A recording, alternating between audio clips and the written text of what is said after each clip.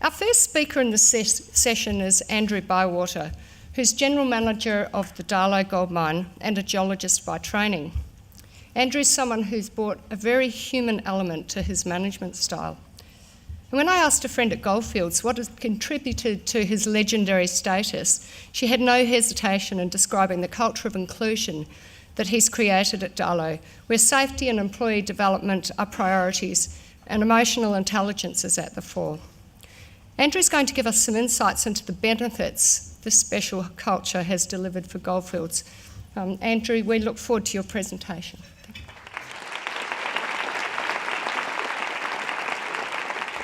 Thank you, Andrea, and thank you, Sabina, for inviting me to talk today.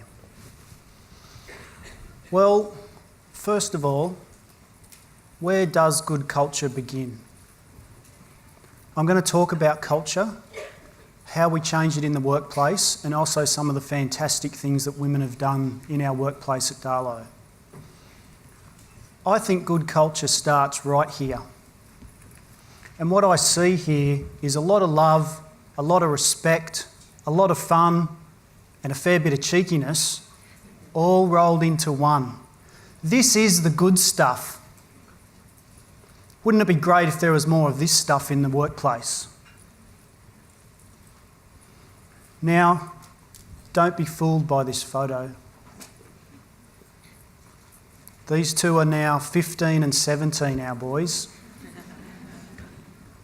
And they are a work in progress. My wife says there's 3 works in progress in the house. But I'd like to take you through a bit of a story. I had to catch up with the youngest, Lachlan, the other day. And I said, Lockie, at school, you're doing really well, mate. You're on the student council, you're being a good leader, you're doing good stuff. You're right up here at school. But at home, I need you to do a bit more around the house, mate. I need you to help out and you're arguing with everyone. At home, you're down here. And we have a talk about it and he's thinking about it and he says, all right, I'll feed the dogs a bit more. And a couple of minutes later, he says, Dad, you're doing really well at work.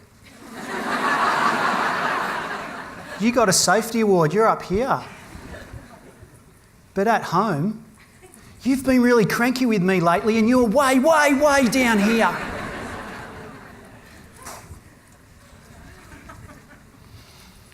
Well, he spoke up. Another great conversation. And he was right. My youngest is also the cheekiest. But how does it work in the workplace? Well, I'll give you a bit of background on Darlot. Darlot's 800 kilometres northeast of Perth. It's been operating on and off for nearly 120 years and has a very rich history. But for the last 30 years, it's been running continuously and it's gone from an open pit to an underground. It's a fly-in, fly-out operation. And when that group of people are there, as you can see, great things happen. But in 2013, Darlot faced a really big challenge. Like a lot of other mines in WA and Australia, the costs were going up, it was making a loss. It was facing imminent closure, 350 jobs at risk back in 2013. It also happened to have in the senior leadership team, 17% of the lead team were women. There were 15 work-related injuries, work-recordable injuries in 2013. And this asset had been up for sale for nearly 2 years, and you can imagine what that did to morale. And that sort of thing also influences culture. And I'll give you an example. And when I talk about the culture at Darlot, this is a fantastic team and it's my extended family. So I went underground with the mine foreman and we go down to the crib room and that's where people have lunch. So we're underground and we're in the room and there's 20 miners having lunch. And that's all pretty normal. But what is also normal, and I don't know if you've ever seen this in your workplace, were hundreds and hundreds of tea bags scattered over the roof and the walls. Some of you have seen this in the workplace. And I thought to myself at first, Andrew, it's only tea bags, get over it. But then I thought, well, this is happening under my watch. And I walked up to the walls and I started scraping the tea bags off the wall. It went very quiet. It was like the whole mine stopped. Some people got up and left. Some people kept eating their lunch. And even though that was my choice, I still felt a bit degraded. Eventually, a group of guys came and gave me a hand and chipped in and joined in the cause, and I can tell you that was a real relief. And there's a lot of cheeky characters in the mining industry, and we'd been going for about 15 minutes on this big clean-up, and one of the guys comes up to me and he says, "Hey Andrew, looks like you could do with a cup of tea, mate." Too soon. Too soon. I was not laughing then, I can laugh now. It is funny. But really, the next interesting thing that happened is 4 weeks later, I go back underground with the mine foreman. They'd brought in a machine, he'd got the team in, they'd cleaned all the tea bags off the roof that we couldn't reach before. The tea bags were gone and they'd painted the crib room and now the graffiti was gone as well. And I can tell you it looked fantastic. To me it looked like the Hyatt Ballroom. It was unreal. And the guys had taken it to the next level on their own, interdependence. And that's what you need. The issue with the tea bags was that it represented people's care factor. It's care about the work environment, it was care about themselves, and it's care about others. And they got in and they changed it. How does care factor show up in your environment and your workplace? It was late 2013 when the senior leadership team got together and we had to work on a turnaround program. We either had to change what was happening at the mine or we were going to shut. And I want to share a few stories about what some of the women in the team did and how they stepped up. So, our head of HR and head of commercial, Joanne and Billy, they started a labour review and they had a look at what was required, and with a lot of planning and a lot of care and a lot of smart work, over the next 18 months we went from 350 to 280 employees without any significant layoffs and a small handful of redundancies. This in turn led to the ability that we didn't need 5 flights every day of the week and we reduced it to 2. So now we juggled some rosters. So with some engagement, the people get on board, they understand what's happening and we need to change the business, and that goes through as well. Goldfields decided to stay on the 8 and 6 roster, we just had to juggle them round without major problems for the employees.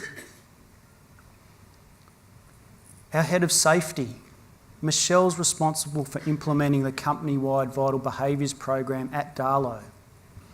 She's brought passion, meaning and engagement so that the safety program means something, and I'll come back and talk about safety a little bit more later. Our head of mine geology, Rihanna's been running with only 6 months ore reserves for the last 18 months. That's a tough gig to keep a mine running like that, very hand to mouth.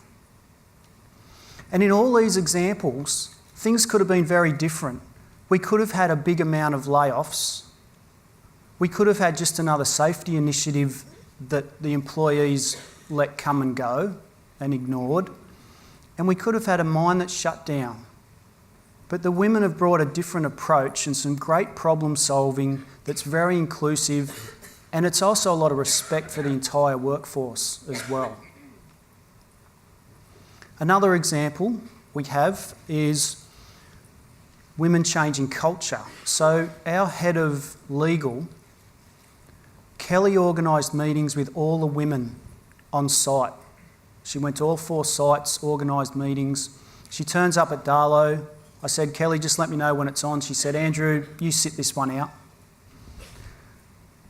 So they have their meetings. 2 days later, I've got 2 workplace serious issues, derogatory comments made about women. 2 days after we have this meeting where women get together to talk about what's happening in the workplace. So I start to wonder, maybe I should have sat in on that meeting. But really what had happened after that meeting, someone had spoken up and they thought differently about what's going on in the workplace.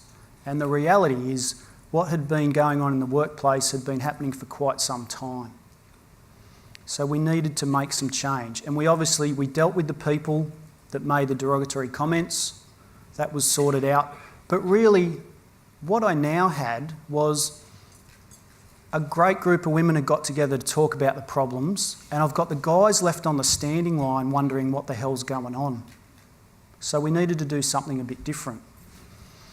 So at the next town hall meeting, we get together and we let people know in a very respectful way about what respect means at Darlow.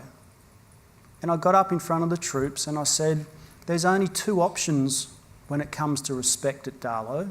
You can lead or you can follow. And there is no third option. And the team get it because they know we've got fierce resolve, because we will tackle whatever the important issue is. And that can include respect. It's definitely included alcohol. It's definitely included fatigue. It's definitely included bringing a counsellor into site, even when people say everything's okay, we're all good.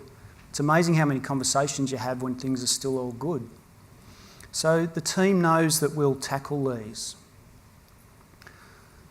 And then something really interesting happened a few weeks after this, and it's pretty rare in my experience. So now I've got 2 gentlemen having a conversation. Things get heated, more derogatory comments are made. But this time, one of the guys speaks up. And he brings it forward and we can deal with it and we can bring them through the issue and work out how they got there. And I've put this together in a bit of a model that I'd like to share with you. It's an offer. If you want it, if you like what's in there, please take it, and no problem if you don't. I've got the Goldfields values down the bottom, but what the model looks like is starting with a senior leadership team that's a strong guiding coalition, and they have aligned values and they have aligned principles. It's much easier remembering 6 values and 8 principles than 2,000 work standards. I can't quite remember all of those, but I can remember these ones. So an aligned senior leadership team. Then we need people to share stories. Share stories about diversity and respect in the workplace, and these stories need to come from people outside the business and inside the business as well. Then we need to create the safe environment so people can speak up. Then we need supervisors to have the courage also to not turn a blind eye. Then the workforce start to get it and they're engaged. So where are we 3 years into the turnaround? Well, we've made some pretty good progress. We haven't solved everything, but culture's starting to change. We've moved from a loss to a small profit. We're self-sustaining, and that includes investing $10 million a year into the ground now, whereas in the past it was only $2 million in 2013. So we're trying to find a life extension. The other thing that's happened while we've been working on culture and flat out with a turnaround and all these things, it just so happens a senior leadership team now has 42% of the women in that team are calling the shots for this mine. Isn't that fantastic? 42%. The average is 17. I doubt it's 17 in an underground gold mine. The total recordable injury frequency rate, another great number. The industry average for this is about 15. We're at 2.3, 85% less. It's all starting to come together. So what we see, when there's good culture, it supports women in the workplace, it supports them participating, and it supports them being successful, and it supports them staying in the mining industry, or local government, or the cabinet, or Australian business when we get it right. And when you have a diverse team of good people, combined with good company systems, combined with good culture, then the really good stuff can happen. Thank you very much.